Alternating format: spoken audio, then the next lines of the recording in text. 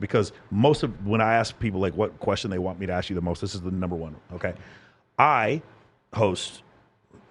checked yesterday. I've hosted 45 bikini competitions in my life over the last 10 years. I also do the recruiting for the Maxim parties, the Ignite parties, Dan Bilzerian's house. I usually try to get about 100 girls to go with me. I'm the guy who likes to show up to a party with 70 girls, 70, 80 girls. It's not possible for me to do this unless I have female friends. And there's this thing that I've heard Andrew say, I've heard you say, and other people say, and I know Steve Harvey had this thing, like men cannot be friends with females.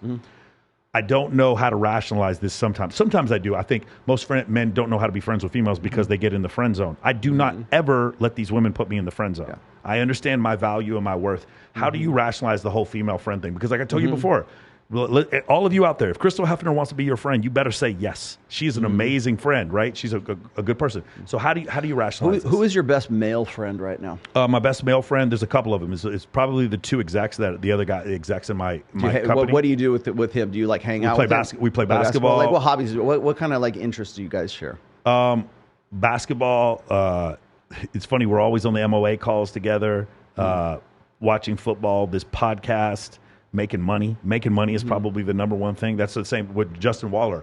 He and I become friends really recently, and it's like, hey man, I'm not interested in being your friend unless we can make money together. Yes. Yeah. So the way that men create friendships between other men is entirely different. I agree with that. I agree with that. The way women create friendships between women is entirely different as well. So this idea that men and women can be sort of like these completely platonic friends, and that's really what it comes down to. Yeah. It's not necessarily I work with lots of women. I work with Torsia. She might be in the thing. I work with a lot of women who we have a shared project, and my relationship with them is more like it is with a guy. I want to know, like, here's a project, here's what we're going to do, here's a problem we're going to solve, but I'm not going to see movies with them. I'm not going to the mall to hang out. We're not painting our toenails together. So the second one, you're correct. I don't paint toenails, but I like to go to the movies with 7 or 8 girls with me. I love walking in nightclubs with 20 or 30 girls with me. I get comp dinners. My birthday is usually me and 50 girls. I like that lifestyle, but I'm not woman-like. You know what I take girls to go do? Play basketball and throw fucking axes. We don't go paint our toenails. I take girls to go, paintball or stuff like that, or watch football. My ex, we just sit there and watch football. I'd still do masculine things. The problem is, it's not that I'm looking to have more female friends. What I've found is that when I have a ton of female friends and I want to throw a charity event, I can raise another $100,000. You understand what I'm saying? So it's for me, and maybe the disconnect is, first, the word friend is the wrong word. Maybe it's acquaintance or teammate is probably a better word. Okay, that's the first thing. I see Torsia in the chat right now. You're my friend, Torsia. Yeah, for sure. The other issue with me, and maybe this is a unique situation for me, I don't find 99% of women attractive. It's only 1% of women I find attractive. Well, yeah, especially considering the environment you're in. Yeah. So this idea that like I can't be friends with women, you have no idea how many women I'm friends with that I don't find them attractive at all, even though they're gorgeous. I can tell you some girls that are models right now, and we talk, and I'm just like, I don't need. I'm seeing somebody. I don't really need anything more from this. So, I think that the majority of guys do, like you're definitely an outlier in that sense because you, and I hate to go me too as well, but like I think I am kind of a little bit too because I worked in the alcohol industry for a long time and I had to be the one selecting women to go to be booth candy, right? But when I have said in the past, like men and women cannot be like friends, but it's not necessarily that men and women can't be friends. It's just that the idea of what do we define as friendship between a man and a woman and a woman, and then a man and a woman, right? So eventually, the way that it got started is that eventually that chick that you're friends with is going to hook up with a guy, and she's not going to be wanting to pursue and develop that friendship with another guy when she's already fucking this guy who she should be going with this guy and have genuine desire for. And maybe vice versa, you find a chick that you want to be with, right? So the idea of a platonic friendship between men and women is a very recent invention, I should say. Oh, for sure. It's a post-sexual revolution invention. Like men in the 60s and the 50s and the 40s, they weren't. It's not like I'm going to go hang out with my good friend, Kathy over here, and we're going to go down to the sock hop. No, there was two different, definitions of that. But the reason why I bring up, I asked you about your best male friend is because what we tend to do is we take the models of a friendship of our same-sex friends and we try to apply them to an intersexual friendship. And so the things that like guys will put up with for a woman as a friend, you would probably bust your friend in the mouth for for doing pretty much the same I wouldn't thing. bust them in the mouth, but I do treat them the same. Like, have you seen the videos of me before the bikini competition where I'm yelling at the girls like an offensive coordinator in football? Well, because you work with them, yeah, too. But they're those girls are there because they're my friends. Like the thing about it, so like I'll give you an example. CJ Sparks. CJ Sparks helps me make money. CJ Sparks, I've introduced her to guys she dates. She's introduced me to so many girls that I've ended up dating. She stays at my place in Vegas. I stay at her place in LA. We're just friends. And the thing about it is, I also know that CJ Sparks is a fucking playmate. When you see her, she's stunning. I know that most guys, when I introduce them to them, would have no chance. They're like, you're trying to get in there. You're trying to be friends with her to get in there. But it's not even that. It's like most guys, when I introduce them to CJ, there's no way they'd want to just be friends with them. I think the difference is this. When I'm with 70 or 80 girls, it's like I don't this sound like a douchey thing. Let me ask you this. Hypothetical. You're with CJ Sparks in LA. Or Kindly's my other Okay, you're spending the night there because you need a place to crash and whatever, you're doing something. She comes out to you in the middle of the night and she's just like stripped buck naked and she's like, you know what? I think we need to take our friendship to the next level. Do you fuck her? No, I would not. I love CJ. I'm not lying. I love CJ. I would not. Because the problem is there's a cascade of issues that would happen from that point forward. There's a You were on this show and Justin was sitting in this fucking seat and you said if you had the option to go fuck these girls and you had that button to press, would you fuck that girl? But it was your dream girl. CJ is like my sister. It really does feel like she's my sister. We even look similar. She feels like she's my sister. Same thing with Kindly. Okay, so fraternal, maternal. Let me do this other thing. Like with Kindly. Kindly's probably one of my closest friends. Kindly is married. I respect her. I wanted to go to her wedding. We couldn't. It was during COVID. The amount of shit that would destroy in both of our lives if anything like that happened. The reason why I can think like that is because I am, not to sound douchey, I'm dating several girls you'd consider supermodels right now. There's girls that I'm dating that are supermodels right now. And do you know how I met these women?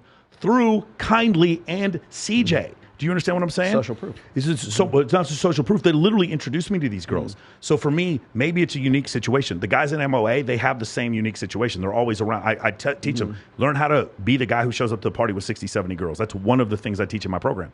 And so I don't know, maybe it's just that we're maybe outside of one standard deviation or outside of two standard deviations. But the thing is, I do know it's possible if that's what you want. The thing for me is I'm not going to be on the Marquee Sky Deck and I don't get invited to the Playboy Mansion, and I'm not on stage at the Maxim party or hosting the red carpet of the Maxim party if I don't have a ton of female friends. It literally was Sierra Nowak who told the organizers at Swimsuit USA, Michael has to be our host because she's my friend. And I don't want to hook up with Sierra. And Sierra has a type, and I'm not her type. So I'm not her type. She's not my type. And so we're just friends, even though she's gorgeous. But your friendship is based on... It's not based on her physical... Working with her, but it's based on common interests, which is what most of it... Like my friendship with Justin is based on college football, the fact that we both like to make money together, we find each other funny, barbecue, all these different things are our friendship. For women, I find the same thing. Here's what the difference. These women are so fucking beautiful that 99% of the men in their life can't see past the 800cc boob job. Yeah. They can't. But I've just been with so many women like that this physical attractiveness does not affect me. What you're saying is you have so many options that you're above the need to pretend to be their friends, and you can actually be their friends. And I know other dudes who can do this, but they're like club promoters in LA. Most guys cannot do that. There you go. I will tell you that right now. I agree with you. Certainly the 80% of guys. Now I'll explain to you why I've said this in the past as far as like men and women being platonic friends. Yes.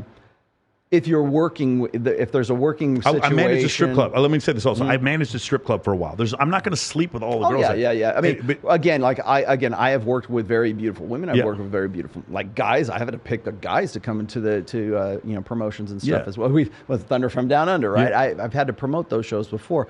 So it's not necessarily options so much as it is like I think guys they bring a model of their same-sex friendships over to the female friendships, but they're really I don't think they're motivated by the same sex. I think they're motivated to be friends with these women because they shot their shot, they lost, and they're like, I will stay an orbiter in your life in the hopes that someday I'll wait for you. That's bro, I do not do that. That is not what I do. What I do is I'm friends with all of them. A typical thing for me would be I have 100 female friends and I'm sleeping with 8 of them. Okay. That's it. And by the way, the girls that I'm sleeping with, they're also my friends. Like you can't tell. If you ever hung out with me at a bikini competition, not a bikini, that's a bad example. The Maxim party, you can't tell who I'm sleeping with. I do not let anybody know.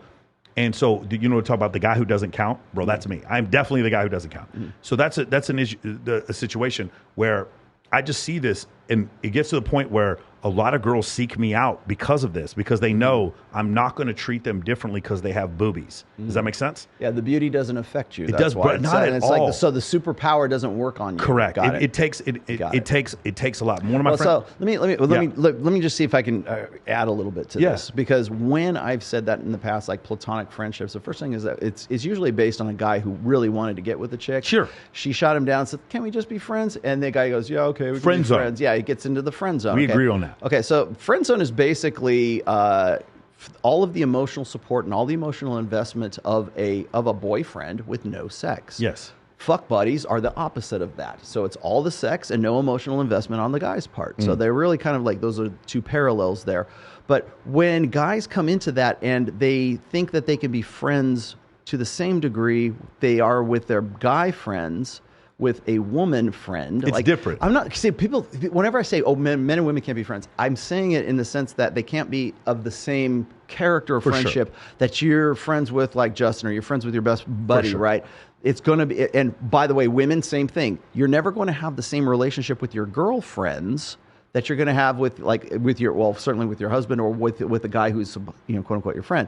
Now, again, every example you've given me up to this point has been women that you work with. Sure. And maybe you're above it to the point where you're like, okay, it's no big deal to me. I've seen titties. I worked in a strip club. I can actually be at least to the point where our friendship is a working friendship. Great. But what I'm talking about in those instances is guys will get into that point, and what they will do is they'll try to cater their interests and cater themselves so that they can be a better friend to that girl with, of course, the interest is, you know, was romantic. Maybe it's not, maybe it is. But the idea is this, is that when guys start relating to women on a friendship basis, they start to speak women's language. And so what happens is men and women speak completely different languages. For sure. Men are overt. Men are upfront. Our language is blunt, and to the point we are information-based and we are content-based. Right now, everything you and I have been talking about has been, we're relating information to one another. Women will get together just to talk, because the feelings and the context of that conversation is what's important, or I should say, is the priority of that conversation. So if you and your girlfriends want to get together, let's go catch up at Starbucks. That is an enjoyable experience for them. I'm not going to go, hey man, let's get together and go, you know, it's how the kids, right? I'm not going to do that. We're going to get together. The reason why you like Justin is because immediately, because the same reason I like Justin, immediately we have like this shared kinship, but it's also, how are we going to make some money? How are we going to make some money? And we talk about college football and stuff like that. Yeah. I will tell you this, man, and I know I may be unique in this. Do you remember Hank Moody, Californication? Yes. That is the biggest corollary to me. I love every woman. I love women, even the ones I'm not attracted to. I think they're fucking amazing. I want to help. I like, you know, talking about protect them. I love being friends with them. I love having them in my life. Now, it doesn't make me more woman-like. I watch Texas Longhorn football, Dallas Cowboys football. I'm in the gym 7 days a week, and I eat fucking red meat. I shoot guns. There's nothing about it that changes my behavior. And I do agree with you. I may be outside of one or two standard deviations in the uniqueness of the way it works. However, there's this other part of it. And that is when these girls are shit shows, bro. I laugh my fucking ass off, bro. I love it. And I'm maybe I'm a little bit of addicted to drama. Because you have no investment in not Okay, so this is the second part. We talked about Rich Cooper earlier. You remember the 21 red flags? He talks about it in his book. I remember reading those red flags and be like, God damn, that's hard. He's hard on these women. And then I started to realize, oh, yeah, I don't want to get married. That's why these don't seem like red flags to me. Sometimes I meet, there's a show called Inside OnlyFans. My friend CJ, she hosts it. Oh. And again, so she hosts, CJ Sparks hosts his Inside OnlyFans. And girls come on there talking about cheating on their fucking boyfriends, dudes cream pieing them and them fucking with some other dude. And I'm just like, I'm laughing my ass off. I watch No Jumper. It's very similar. No Jumper is the same kind of way. Yeah. I don't know if you remember Adam 22. He was talking to Dan Bilzerian. And he starts saying, there was this one guy who's an intern. Yes. And he's like, this intern became friends with the porn stars. And because he became friends with the porn stars, he got invited to all the porn parties, and he said he's just been hooking up with girls left to right because he was friends with a couple of these girls. For me, part of it is also access that I think a lot of guys miss. The reason why I'm on stage at nightclubs is because I'm with 7 or 8 women, and so that I think that's another part that a lot of people miss. The greater narrative of that is this, and again, this is I think is actually my first book, Confidence. Okay.